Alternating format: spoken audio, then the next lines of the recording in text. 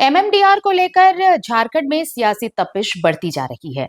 इसे लेकर लगातार सत्ता पक्ष और विपक्ष एक दूसरे पर हमलावर हो रहे हैं। आज एक बार फिर बीजेपी ने इस मुद्दे को लेकर सरकार को घेरा। पूर्व मुख्यमंत्री और बीजेपी के कद्दावर नेता रघुवर दास ने इसे लेकर प्रेस कॉन्फ्रेंस की। प्रेस कॉन्फ्रेंस में उन्होंने कहा कि हेमंत सरकार ने तो माइनिंग में भी घोटाला किया है। उन्होंने कहा कि डीएमएफटी के फंड से कितना विकास हुआ है, ये सरकार बताए। उन्होंने कहा कि बालू का अवैध खनन हो रहा है, कोयले का अवैध खनन हो रहा है, लेकिन सरकार को इससे कोई फर्क नहीं पड़ रहा। आरोप लगाते हुए रघुवर दास ने ये भी कहा कि सरकार को ये बताना चाहिए कि आदिवासियों और मूलवासियों के लिए जो योजनाएं चलाई जा रही हैं, वो वाकई में क्या लोगों तक पहुंच रही हैं। साथ ही साथ उन्होंने अपने शासनकाल में जो 1 रुपए में रजिस्ट्री महिलाओं के लिए रजिस्ट्री की योजना शुरू की थी, उसका भी जिक्र किया। उन्होंने कहा कि अगर सरकार भला चाहती तो इस योजना को बंद नहीं कराती। और भी बहुत सारे तर्क के साथ उन्होंने हेमंत सरकार को घेरा और कहा कि एमएमडीआर पूरी तरीके से झारखंड वासियों के हक में है ये एक्ट। क्या कुछ कहा है रघुवर दास ने, सुनिए। आज के इस प्रेस वार्ता में हमारे साथ बैठे भारतीय जनता पार्टी मीडिया विभाग के मंत्री श्री युगेंद्र सिंह जी, प्रवक्ता के गुप्ता जी, आप सभी मीडिया के साथियों, हाल ही में भारत सरकार द्वारा लाया गया खान और खनिज विकास और विनियम संशोधन बिल 2026 ये राजहित और राष्ट्रहित है, लेकिन झारखंड मुक्ति मोर्चा और कांग्रेस इसकी गलत व्याख्या कर राज्य की भोली भाली जनता के बीच भ्रम फैला, जिसकी मैं और भारतीय जनता पार्टी कड़ी निंदा करती है। झारखंड का बच्चा बच्चा जानता है कि झारखंड मुक्ति मोर्चा कांग्रेस के संरक्षण में धनबाद, बोकारो, चतरा, हजारीबाग, साहेबगंज, दुमका, शिकारीपाड़ा में कोयला, बालू, पत्थर सिंडिकेटों के द्वारा आज पूरे राज्य में लूट मचा। जो लोग चुनाव में जल जंगल और जमीन का नारा देकर सत्ता के सिंहासन पर बैठे, उन्होंने सत्ता में आते ही हमारे जल जंगल जमीन और प्राकृतिक संसाधन को सिंडिकेट के हवाले ही नहीं किया, बल्कि झारखंड की जो संस्कृति है उसको भी विकृत करने का काम, यानी हम कह सकते हैं झारखंड को लूट खंड इन 6 वर्षों में कांग्रेस, झारखंड मुक्ति मोर्चा और आरजेडी के गठबंधन सरकार ने कर। और ये बातें मैं ऐसे ही नहीं कह रहा, ये सारी बातें जो मैं कह रहा हूँ, आप सब प्रेस के बंधुओं ने ही समाचार पत्र में लगातार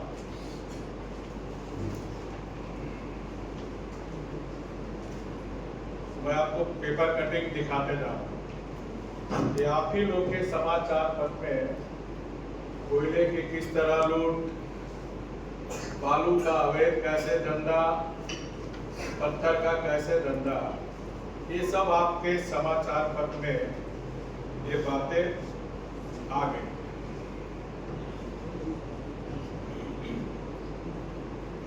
और हम ये भी जानते हैं कि झारखंड मुक्ति मोर्चा के महासचिव पत्थर के अवैध खनन में 1.5 साल बुधवार जेल में थे। संताल के कांग्रेसी मंत्री इसी पत्थर बालू की दलाली और कमीशन खोरी के चक्कर में वो भी जेल में थे। मैं डंके की चोट पे कहता हूं या कहना चाहता हूं, यह संशोधन झारखंड के हित के खिलाफ नहीं, बल्कि ये हमारे झारखंड को उसकी खनिज संपदा का लीगल माइनिंग को पारदर्शी बनाने के पक्ष में उठाया गया कदम। आज सवाल केवल 1100 करोड़ रुपए की शेष का नहीं, असल सवाल यह है, क्या हम वित्तीय अनिश्चितता, फिजिकल अनसर्टेनिटी का माहौल बनाकर राज्य में आने वाले बड़े निवेश, अधिक उत्पादन, रोजगार और औद्योगिक क्रांति का रास्ता रोक दें। जबकि हमारे मुख्यमंत्री आदरणीय हेमंत सोरेन विदेश से लेकर देश तक रोड शो किए और बड़े बड़े बातें समाचार पत्र में आए, कितने निवेश आने वाले। ये सब बातें राज्य सरकार झारखंड की जनता से छिपाती है कि माइनिंग सेक्टर के कुल टैक्स और वैधानिक भुगतान, स्टैट्यूटरी पेमेंट का लगभग 90% सीधा हिस्सा राज्यों को जाता है। ये बात फिर मैं कह रहा हूं, माइनिंग सेक्टर के कुल टैक्स और वैधानिक भुगतान का लगभग 90% राज्यों को जाता है, मिलता है, और ये व्यवस्था आगे भी बिना किसी रुकावट के जारी है। मैं आपको माध्यम से सरकार को ये भी बताना चाहता हूं, आजादी के बाद देश में पहली बार आदरणीय मोदी जी ने 2015 में रॉयल्टी के अतिरिक्त खनन प्रभावित जिलों के विकास के लिए डिस्ट्रिक्ट माइनिंग फंड 30% अतिरिक्त रॉयल्टी से अतिरिक्त 30% राशि देने की व्यवस्था की। साथ में पीएम जनधन योजना, जो आदिम जनजाति है, उसके विकास, उसके घर घर तक पेयजल, सड़क, रोजगार के हेतु अलग से व्यवस्था मोदी सरकार ने। और ये जो हमारे खनिज संपदा अधिकांश जनजाति क्षेत्र में, और इसी को ध्यान में रखकर मोदी जी ने 30% डिस्ट्रिक्ट माइनिंग फंड पे खर्च करने का, ताकि हमारे जनजाति समाज का विकास हो सके, खनिज संपदा का वास्तविक लाभ स्थानीय लोगों तक पहुंचा। झारखंड सरकार राज्य के राजस्व के लिए कितनी चिंतित है, इससे साबित होता है कि भारत सरकार द्वारा राज्य में 34 कोल ब्लॉक की मंजूरी मिली हुई है। मंजूरी मिलने के बाद भी अब तक केवल 4 कोल ब्लॉक ही चालू हो पाए। 30 कोल ब्लॉक को राज्य सरकार ने अभी तक चालू नहीं किया।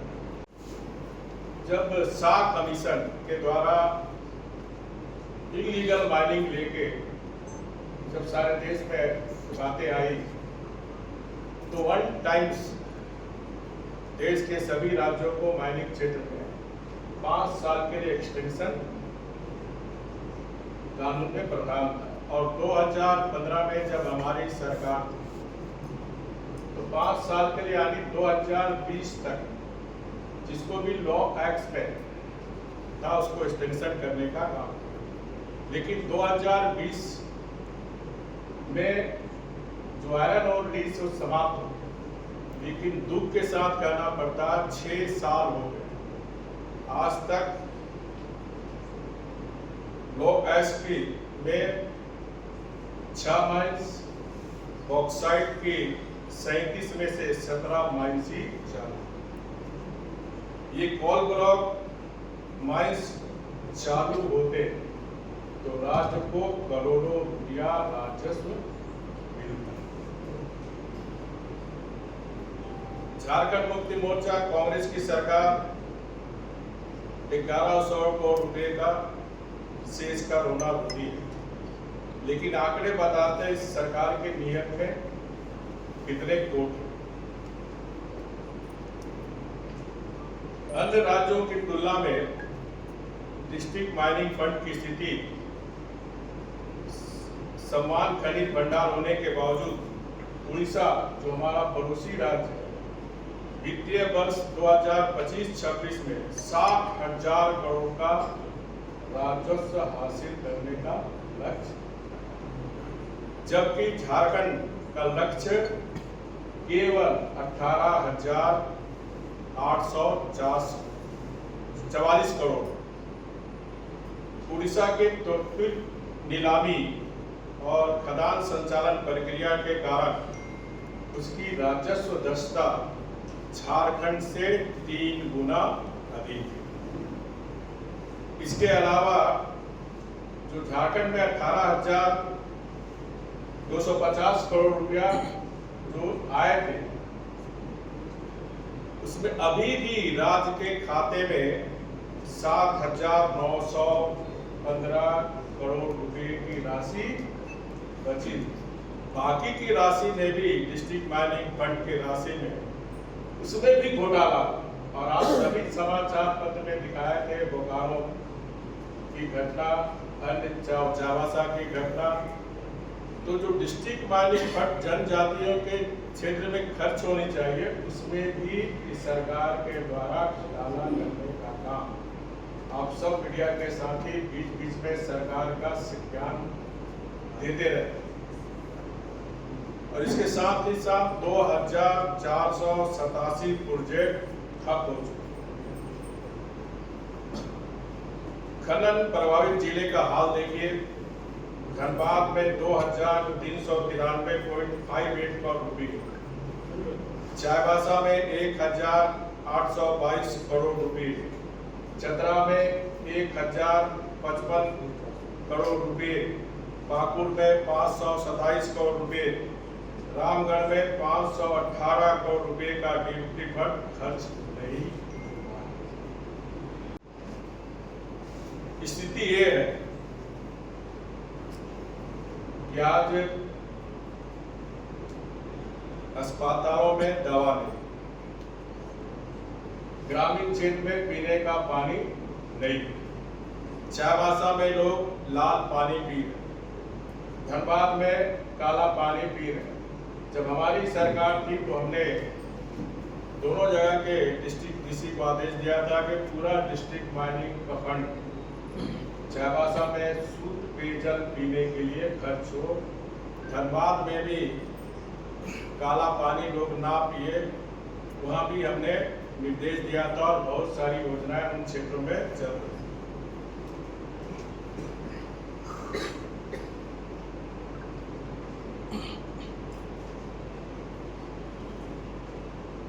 हमारा हमेशा से मानना रहा कि जनजाति समाज डिस्ट्रिक्ट माइनिंग फंड राज्य के वैध राजस्व की पूरी सुरक्षा होनी चाहिए।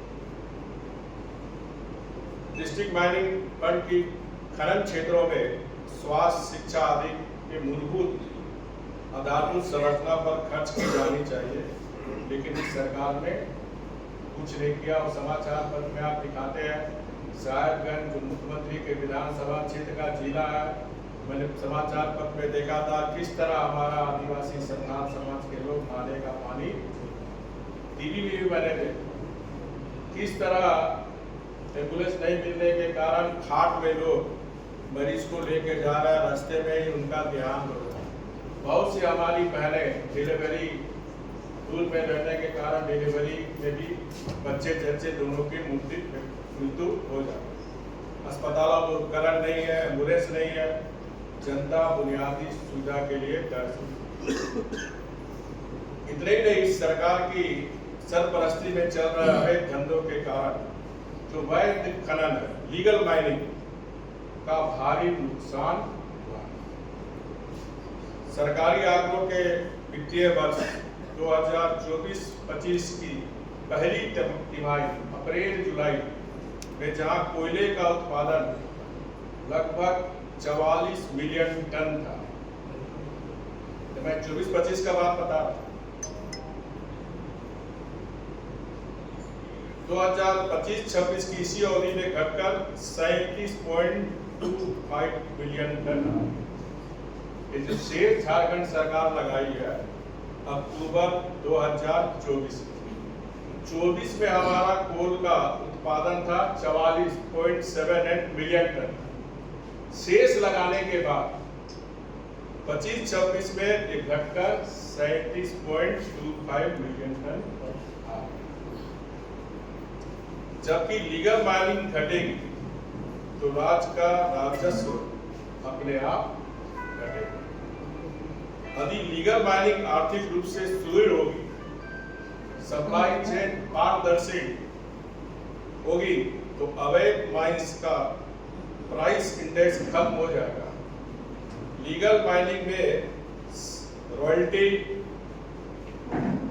नीलामी, प्रीमियम, डिस्ट्रिक्ट माइनिंग फंड, रोजगार और डाउन स्ट्रीम उद्योग में जो आर्थिक गतिविधियां बढ़ेगी वह इस 1100 करोड़ से कहीं बड़ा झारखंड को लाकर देगा।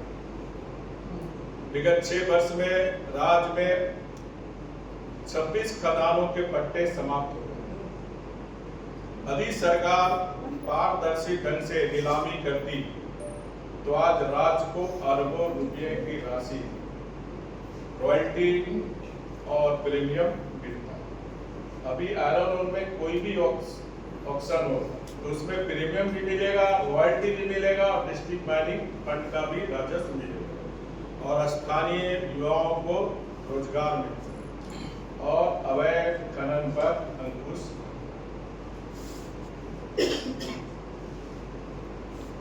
सरकार बताए इन 6 वर्षों में किस आदिवासी मूलवासी की दशा सुधरी। कांग्रेस और झारखंड मुक्ति मोर्चा का विरोध राज्य के हित में नहीं बल्कि अपने अवैध सिंडिकेट और झारखंड मुक्ति मोर्चा के नेता और नौकरशाह के धन जो जाती है, तो ये लागू होने से अवैध धंधे बंद होंगे, उसी की छटपटाहट। छात्र और युवाओं को एक साथ 6 साल से चल रही है सरकार मुद्दों में ध्यान भटकाने के लिए ये इस तरह का प्रोपेगेंडा राज्य में चला है।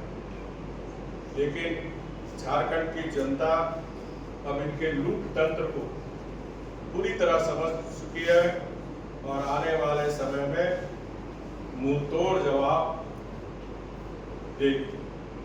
एक बात मैं और आपके माध्यम से राज्य की जनता को बताना चाहता हूँ। शेष लगाए जाने के कारण झारखंड का कोयला और लोहा पहले से ही महंगा हो।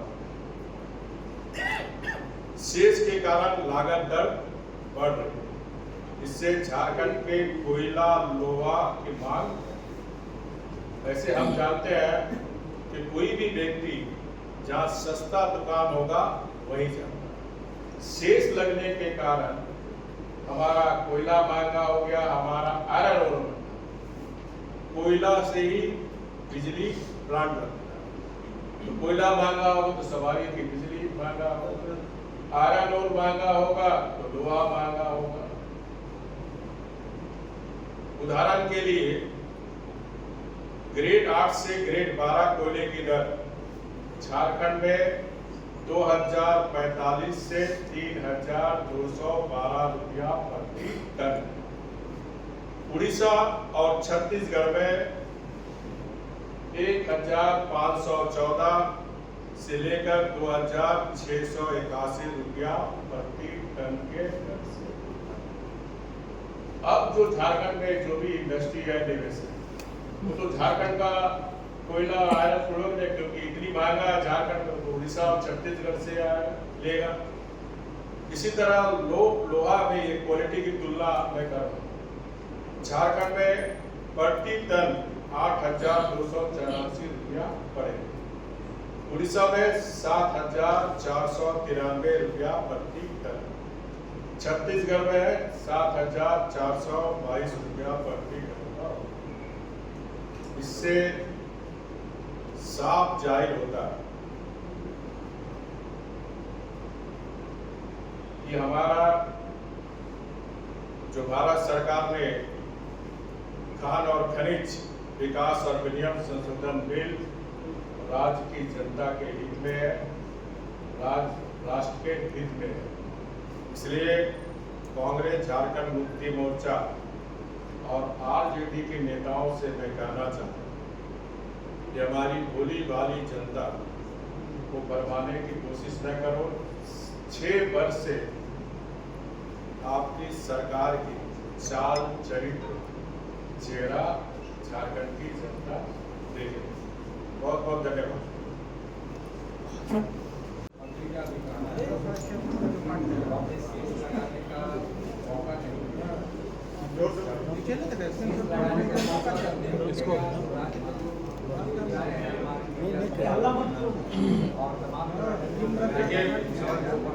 देखिए, मैं भी 5 साल सरकार चला,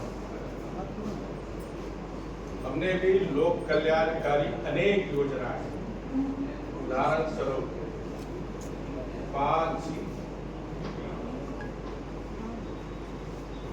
1 रुपये में 50 लाख की संपत्ति में 1 रुपये में रजिस्ट्री महिलाओं की हो, ताकि हमारी झारखंड की बहनें माताएं जायदाद का मालिक हो।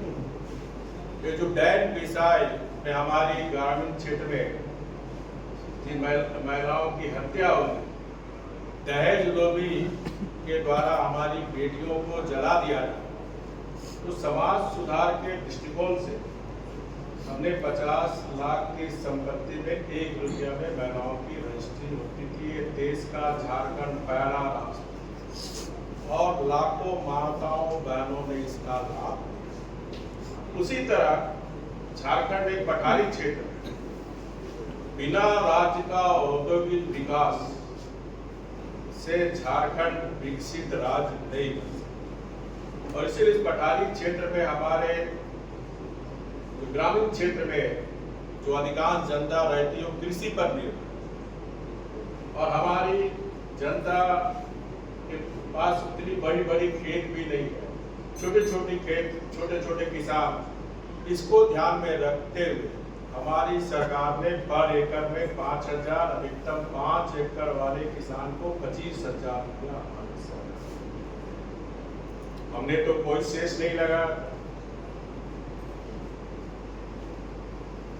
ये मैया बप्पा का जो योजना कब लाई सरकार ने? चुनाव के समय। सरकार बनने के साथ ही ये हेमंत सरकार ने 1 रुपये की योजना को बंद कर, कृषि सम्मान योजना को बंद कर। और जब चुनाव के समय आए, जिनको मैया बप्पा याद, आपको ये भी मैं जानकारी दूं, आप लोग के पेपर के विज्ञापन, टीवी के विज्ञापन, 18 साल से 50 साल तक की बेटी और महिलाओं को सबों को 2,500 रुपया मिलेगा।